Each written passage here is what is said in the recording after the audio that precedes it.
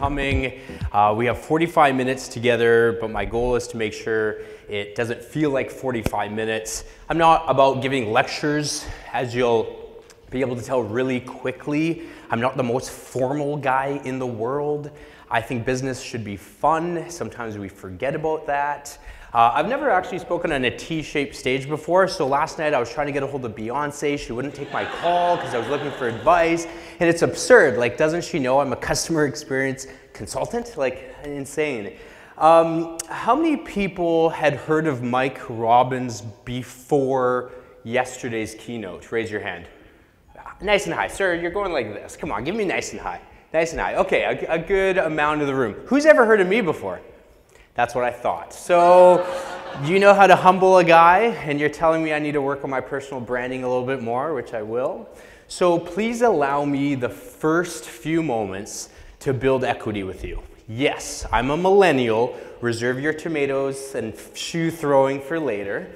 But I want you to know that we speak the same language, regardless of age demographic, regardless of where you live or your tenure or seniorship. I started off my professional career in 2004. I wanted to learn how to grow a business, so I did what most people do, and I went to university. I enrolled to earn my BA, my Bachelor's of Business Administration degree, and for 2 years, I thought it was great because I went to a really small high school, only like 400 people, so this whole campus life was awesome. I learned what price elasticity meant. Opportunity cost, that was cool. I learned that I could drink a bottle of Crown Royal to myself without falling down, and that's a big deal because, as you can tell, I'm not the biggest guy in the world. But after 2 years, I was like, wow, my bank account sucks, and I'm spending a lot of money and time not really learning. Physically, I was in the classroom. Mentally, I was completely somewhere else.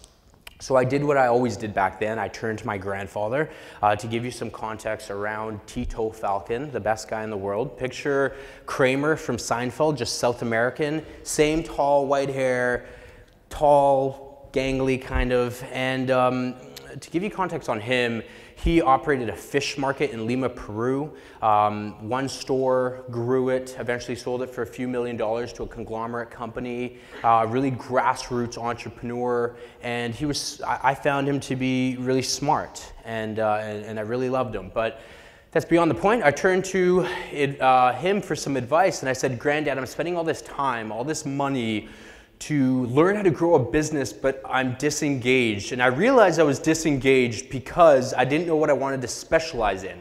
Did I want to be in sales? Marketing sounded cool. HR, every company needs HR. So I was kind of pitching him on that idea of, which route should I go down?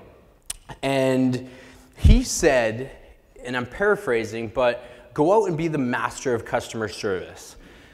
And for a second, what I pictured was somebody at a grocery store standing underneath an illuminated sign that said customer service, because I equated customer service to something that helps operate your business but doesn't grow it. So my response to him was, you want me to be a bag boy in a grocery store? That's what I thought he was telling me. And he corrected me and said, how did I grow my business? And I said, well, you had good product and you had good location. I was guessing. And he said, yes, those two things were true. I was product centric, but everyone in Peru has good seafood. That wasn't my competitive advantage. He said, yes, my location mattered. It matters in retail. But he said, my number one obsession when I was one store was to deliver a customer experience that was completely different than everybody else. And from there, I grew organically through referrals and repeat business. So this is in the 80s and 90s. The internet didn't have much adoption. So his next focus on top of that was employee experience. To scale, he needs to find people with the same DNA as him to deliver that amazing service as well too, so he could scale his business. After that conversation, which was much longer than I explaining it now, I was all in. If you know anything about me, and I would like to get to know you guys after this, if you know anything about me, whenever I do something, I go all in. I don't half-ass it at all. So I said, okay, I'm gonna focus on customer experience. Now, all my friends at that time were studying to be lawyers, investment bankers, and here I am being like, I'm gonna be a customer experience professional. Not very sexy, is it? You ever try to go on a date with a woman and she's like, yeah, my last boyfriend was a doctor. What do you do? I'm a customer experience professional. You're not really gonna get that second date. But I was motivated. So I went back to that university that I didn't think I was going to go back to, confidently walked to the register and counselor and said, I want a degree in customer experience management. And I might as well have asked her for $1 million because she gave me the same look. She's like, what is that? Like, did a quick Google search, and I'd done my research to understand CEM was a thing.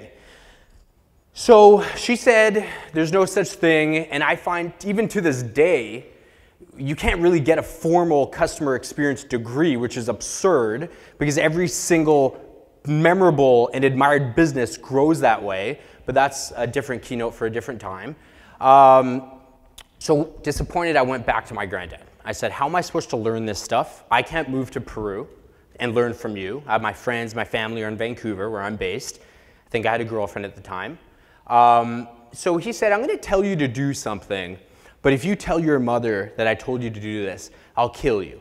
Now, Robert, there you are from Disney. You're Latin, right? I'm Latin. So if a male in your family says he's gonna do something like he's gonna kill you, he might actually do it because Latin men's temperature rises very quickly. So what he said was, go out and find a company, postpone your university degree, go out and find a company that grew from humble beginnings to something admired. Learn, contribute, build relationships, and get paid to do it. Fantastic. I no longer had to pay for my university. I was gonna learn. So now I just had to find that company. I was playing basketball one summer with a friend named Naveed Sharif. He was in dental school at the time, and he took up a job with a company called 1-800-GOT-JUNK. Who is familiar with the company 1-800-GOT-JUNK? Put your hands up. Okay, about 75 or 80% of the room. For those of you not familiar, 1-800-GOT-JUNK is one of North America's great business stories. In 1989, a gentleman named Brian Scudamore started the company with a $1,000 investment. Today, it will do over $100 million in yearly revenue, about 200 franchises on 3 countries, thousands of employees. The greatest thing about that biz is that it just has one owner, no outside investment.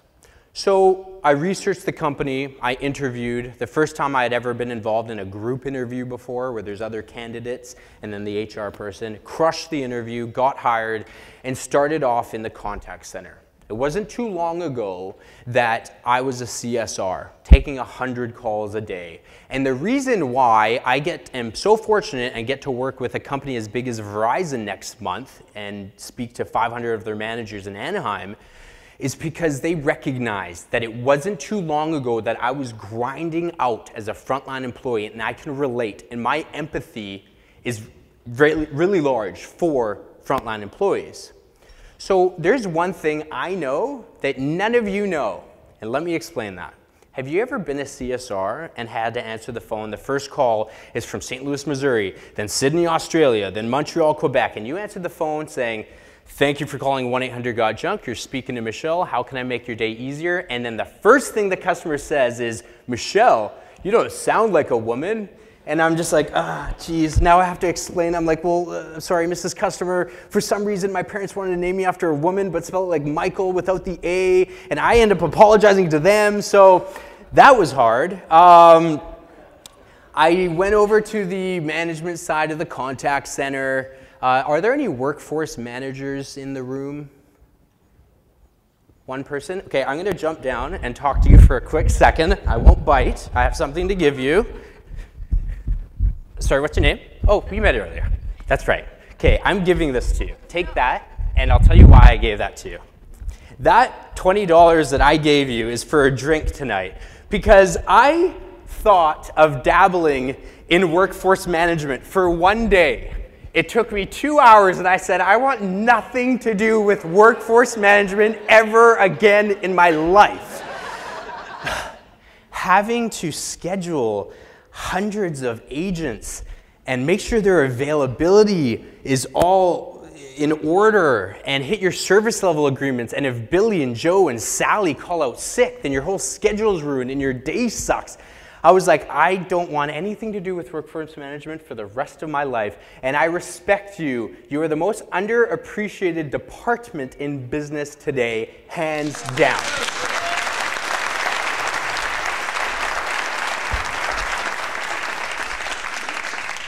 Where was I? So I moved out of the contact center.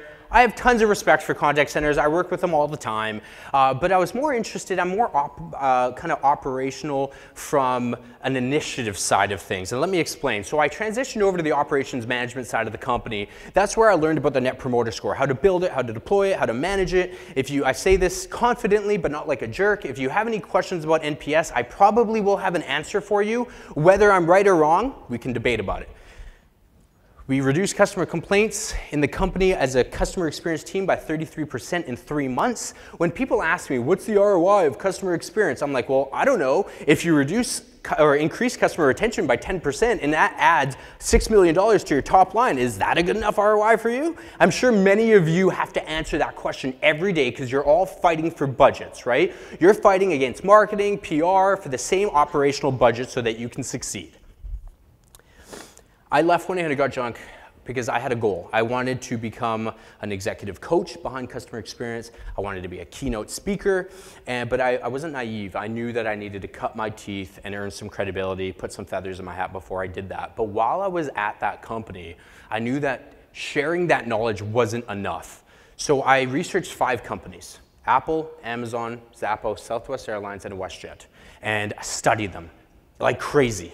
No person should be on the internet as much as I was. If there is an article about any of those companies, I've read it. If there's a case study about them, I've studied it. You know, Zappos goes from $1 million to $1 billion in 10 years because of their customer experience. I begged the CEO of the company I was working for to get me an invitation before Zappos Insights because I read an article about them and I said they're onto something and they're going to be really special. So I was there early.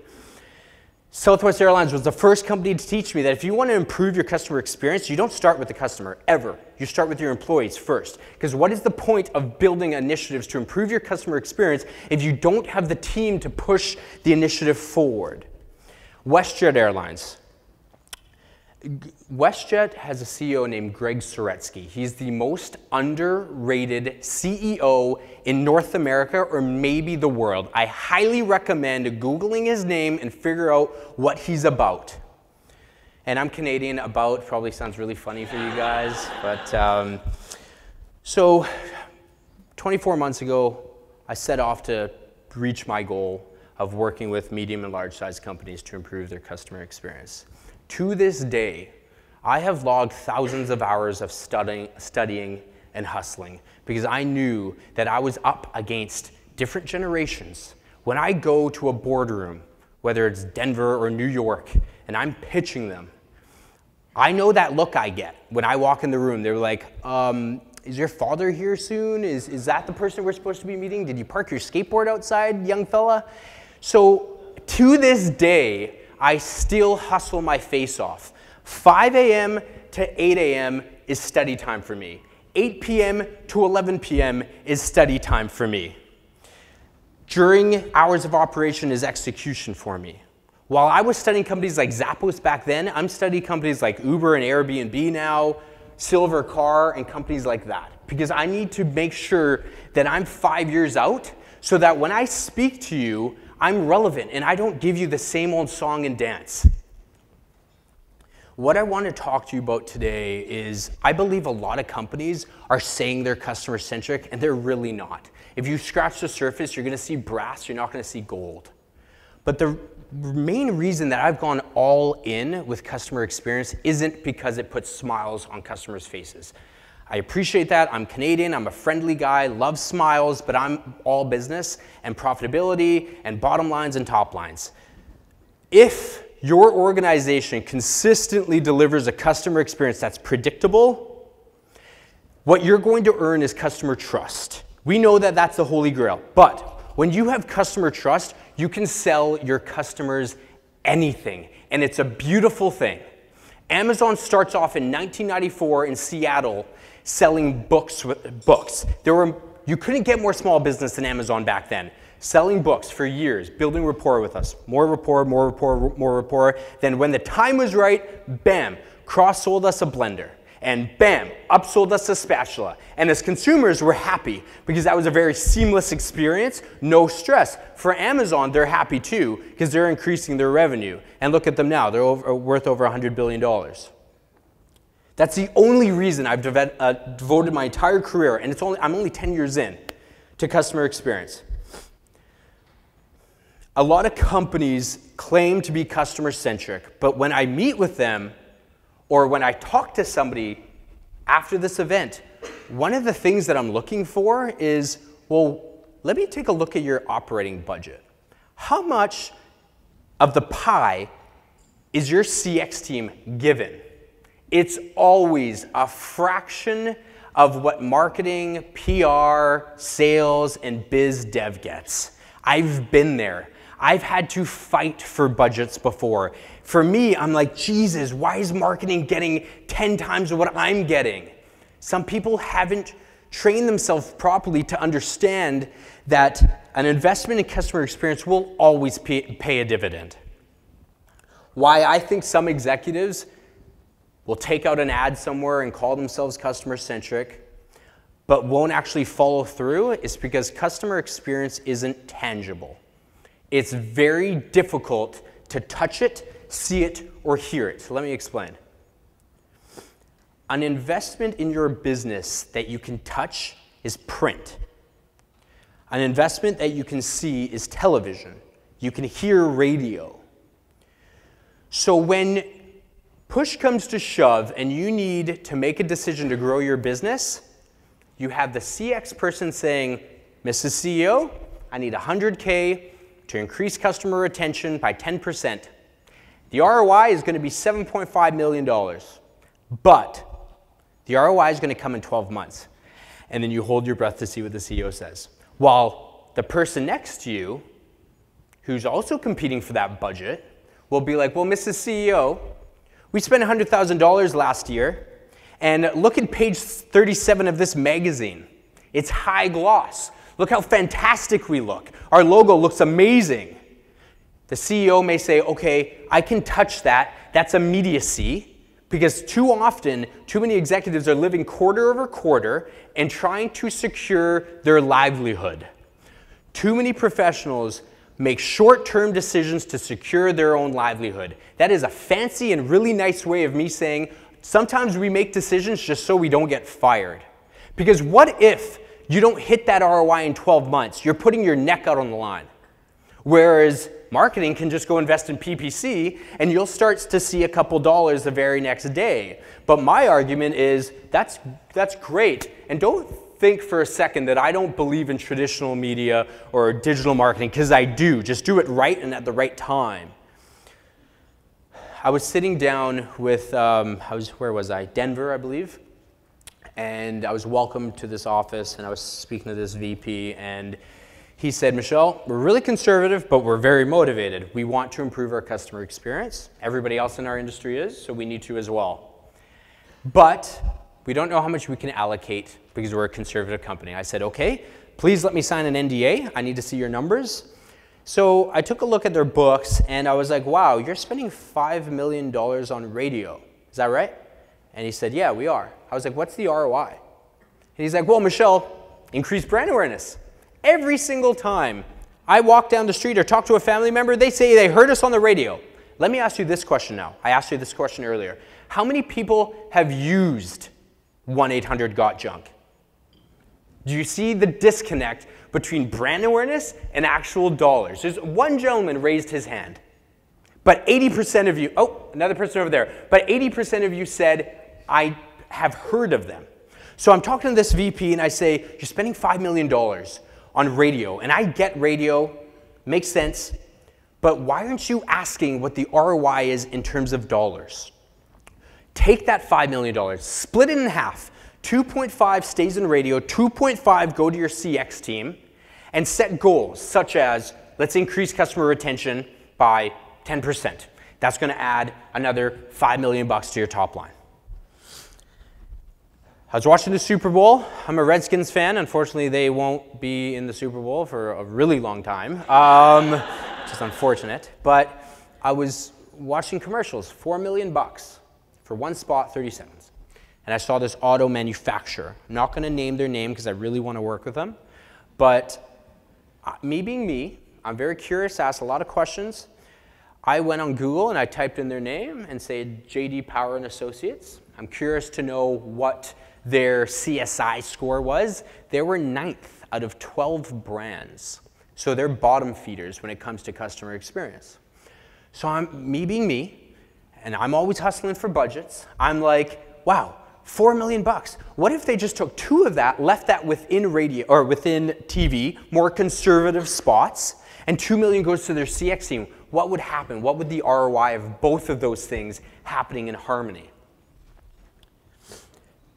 To be customer-centric, you need to have the corporate courage to think long-term and put your name next to something even when the ROI is 12 or 24 months away. Jeff Bezos says it best, the CEO of Amazon. He says, we are willing to be misunderstood for long periods of time. And what he means by that is he'll invest X amount of dollars to improve his customer experience when the ROI is 24 months away. Wall Street doesn't like that because Wall Street lives quarter over quarter, shoots his stock down a little bit, but if you look at the stock graph, it always comes back up. The second thing you need to do to be customer-centric is you need to be prepared to grow slow. Don't try to hit home runs when nobody's on the base. Don't try to hit grand slams when nobody's on base. There's no shame with hitting singles and doubles first. And the reason I give you that analogy is because customer experience is very affordable to do if you do it smart. You don't always have to spend 6 figures on technology, although you do need that to support the back end of it. Starbucks. Glenn is, Senior Vice President of Starbucks, going to speak after me.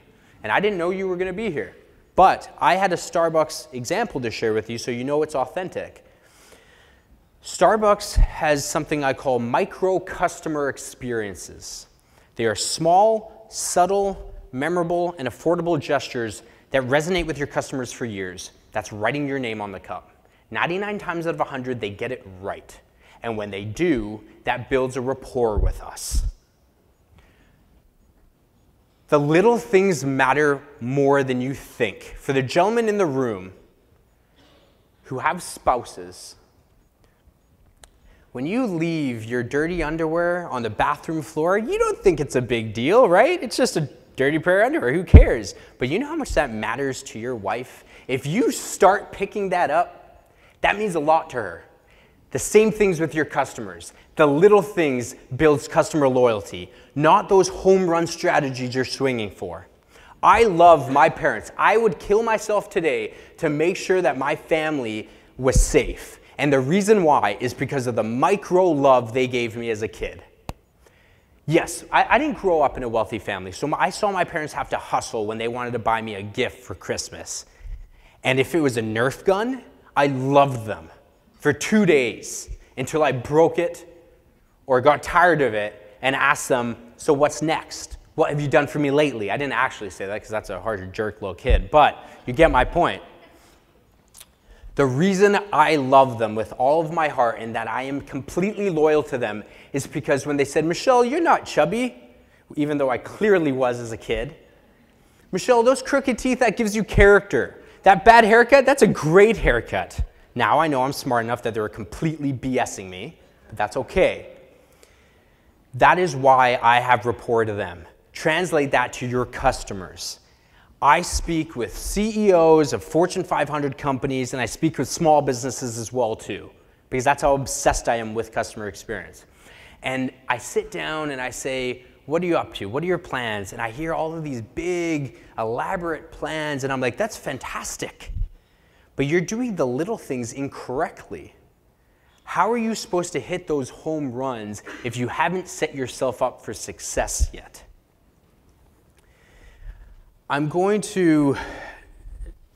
There's a lot of fantastic companies in the room. Google, Starbucks, Southwest Airlines, Zappos is here. I want to humble you for a moment. You're good, really good, but that doesn't mean you can be irrelevant tomorrow. No matter how good you are today, you can be completely irrelevant tomorrow, and that should scare the crap out of you. Blockbuster doesn't put enough clout on Netflix. Something that I learned recently from a speaker named Gary Vaynerchuk, that the Blockbuster, when they said no to buy Netflix, there was a ton of reasons, one of which Blockbuster's voice of the customer program told them, their data said, our customers like opening up our DVDs in our store. Our customers like to buy popcorn while they're in our store. Our customers find it serendipitous to run into one of their neighbors. I like being on my couch, lazy as hell, eating macaroni, pressing one button. For me, I like friendly service. I'm a friendly guy. But I'll take an efficient one over a friendly one every single day because I value my time, and so does your customers. We talk about different channels and servicing your customer in the channels that they want to be serviced in. But yet some companies are like, we don't have the budget to service them, even though our customers are telling us we need you in this channel. Well, you do have the budget. Just get creative. Marketing and PR has it. Take a fraction of it, put it over here. There you go. There's your budget. And you'll see your customer loyalty uptick because of it. Netflix, Uber, Airbnb, the reason they're billion-dollar companies, and there'll be others that come out as well too, is because there's no longer any barriers of entry into any industry anymore. Any company, any individual that has the passion to build a better technology and better customer experience has earned an invitation into that industry. If you don't think that you're vulnerable, that's when you're most vulnerable. Because somebody who's as crazy as me is going to partner up with somebody and say, let's attack that industry and really start disrupting it. I want to leave you with this note. If you think you're a customer experience focused company today, go up to 30,000 feet, look down, and you're going to find signs of whether you are or if you're not. If you're not customer focused, then you're either sales or marketing focused. The problem with being sales or marketing focused is that you're only as good as your last campaign or as your last sale. Be a customer company because they last longer. Thank you.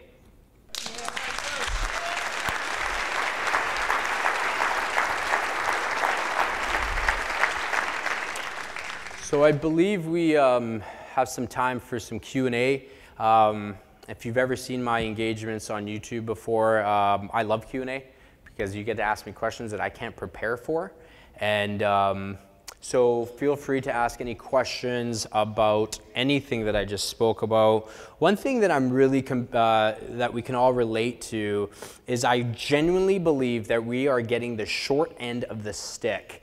And I mentioned it, that we need bigger budgets to operate with. It's about time, and you're going to see a shift because Tony Hsieh from Zappos, he says it confidently that his budgets are going into the customer and employee experience before traditional marketing. So on that note, can I answer any questions?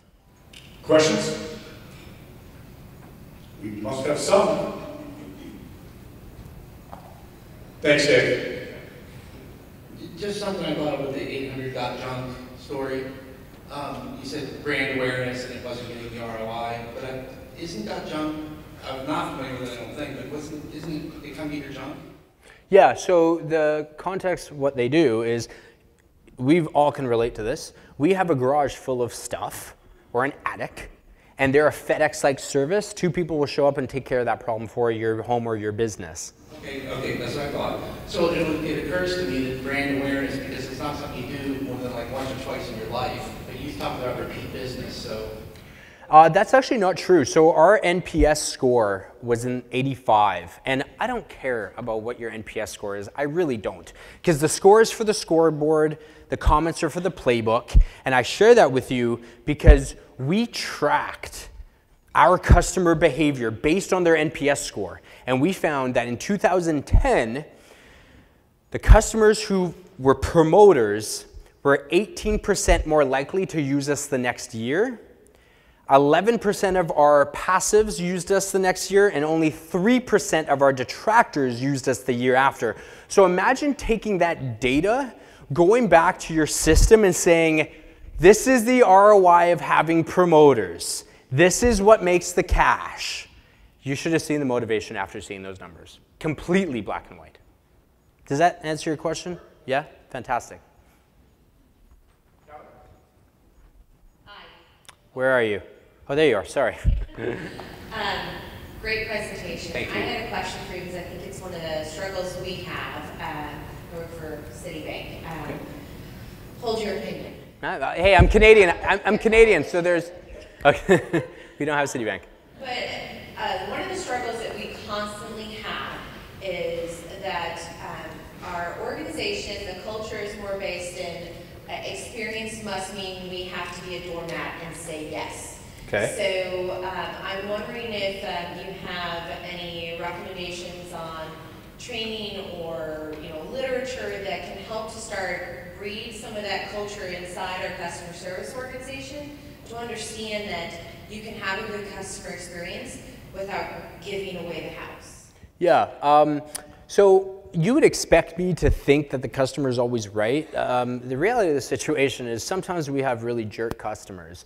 And the one thing that I say is it's even before literature or helping frontline employees understand that. It's companies need to be willing to walk away from a customer that is belittling frontline employees, because the reality of the situation is your business can live without one customer. But if you lose an employee because they're demoralized because that customer who wants this, that, and everything, that's when your business is going to start eroding. So rather than the literature first, you need to be more macro and have a stance within your business and say, we will tolerate those customers who want everything from us to a certain point. And then we need to make the corporate decision to walk away from those customers. Because like I said, you can afford not to have one customer. If you lose one of your dedicated employees, that's when it becomes really hard to acquire a new employee like that. But in terms of literature, you have to teach something called service endurance. Your employees, and again, the reason why I get hired by some of these big companies is because I was a frontline employee a little while ago, and I know what it's like to bring that endurance and that patience into the service with the 100th customer that you've spoken to, like you did the first customer of the day. So look at your training material and evaluate it and see, are we only teaching kind of the please and thank yous, or are we also teaching some other soft skills as well too, to make sure that they do have that patience and service endurance? There we go. Do you find the NPS score to be of equal value as a customer effort score, or are they the same to you, or are they different, or what should customers do? Yeah, a really good question. As we know, customer effort score has gotten a lot of notoriety lately. I'm not biased to really any voice of the customer metric at all. I like NPS because I've seen it work.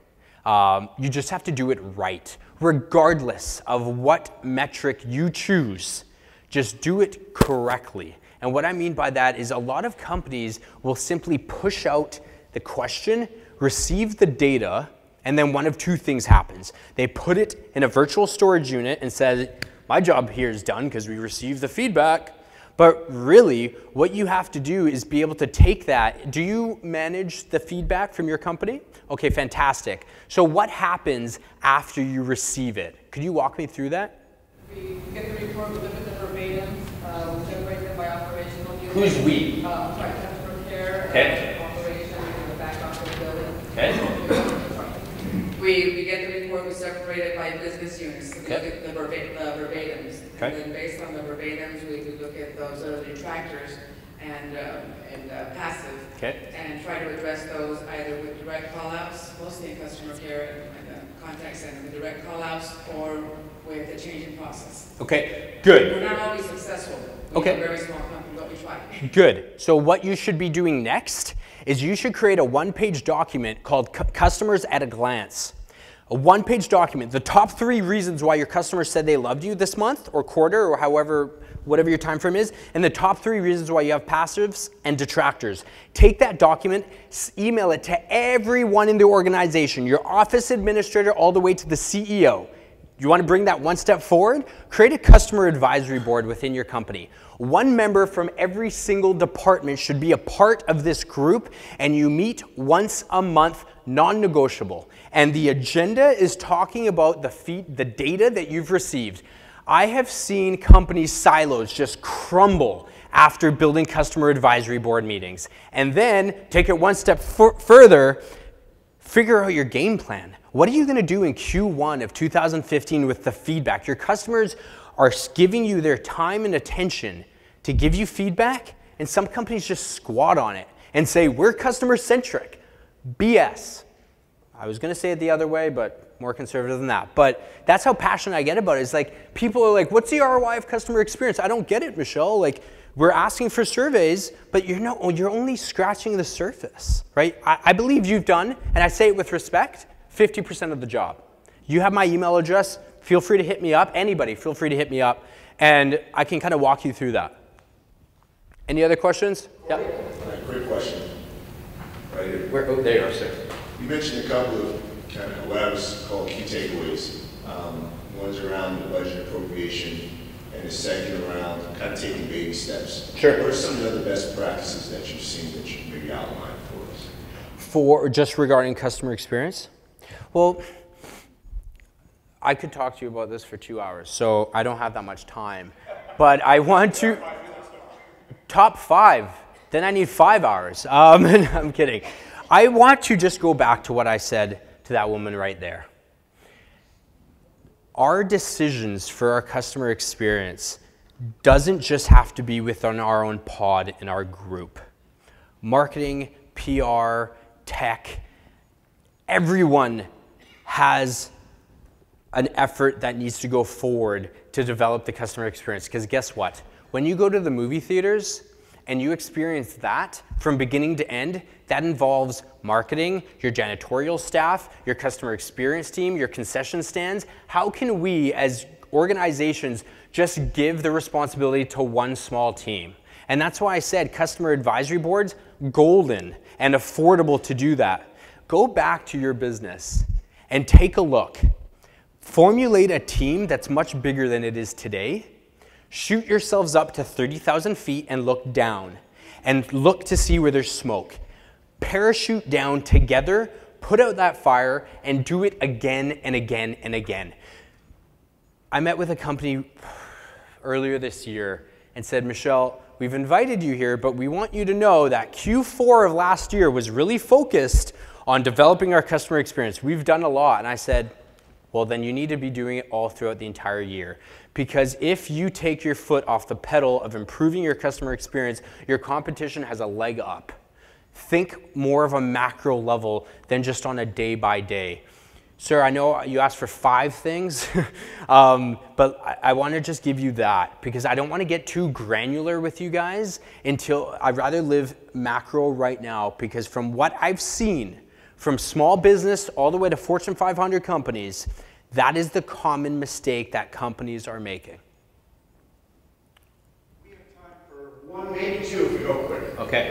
I just want to reiterate, what you're saying, we do it every day. After a product launch, or after a software update for our products, or after any kind of major thing.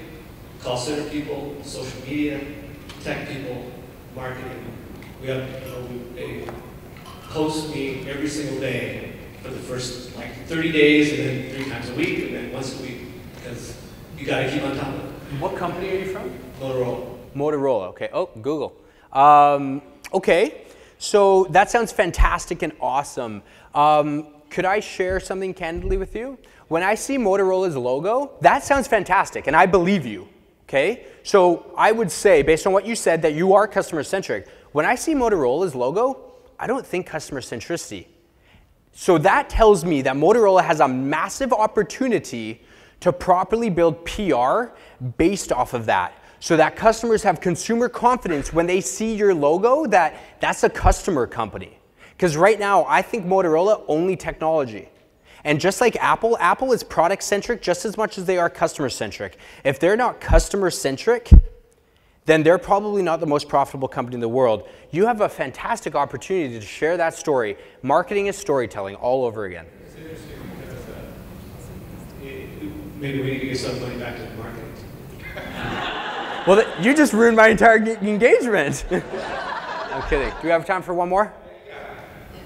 First of all, I have to say thank you very much for the 20 bucks. You earned that drink, whatever you're into. However, I have to qualify. I did workforce management for 17 years at Rogers. Okay. Being Canadian. Canadian, yeah. Yeah. And American Express. However, you brought up a really good subject around workforce management and alignment with operations and customer service metrics. Okay. Do you have any recommendations for the group on how those can get a little more aligned, because they're very siloed in approaches? One's very productivity efficiency, and customer service is usually a separate operation. So what I hear is that workforce management is a cost center. I think that's short-term thinking.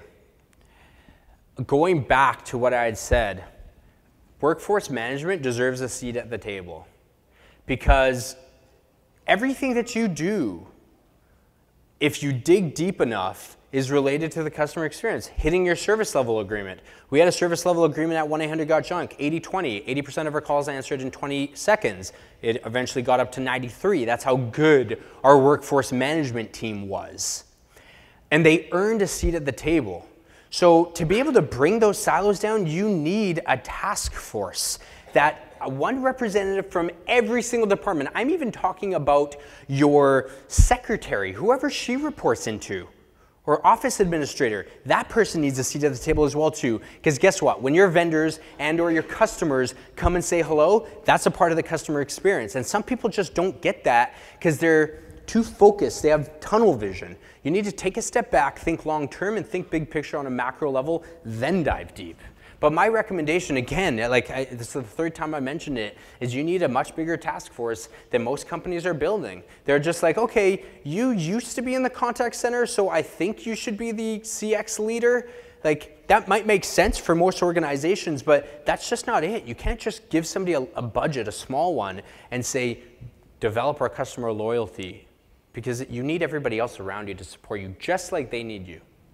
Thank you so much, everybody. I really appreciate your attention.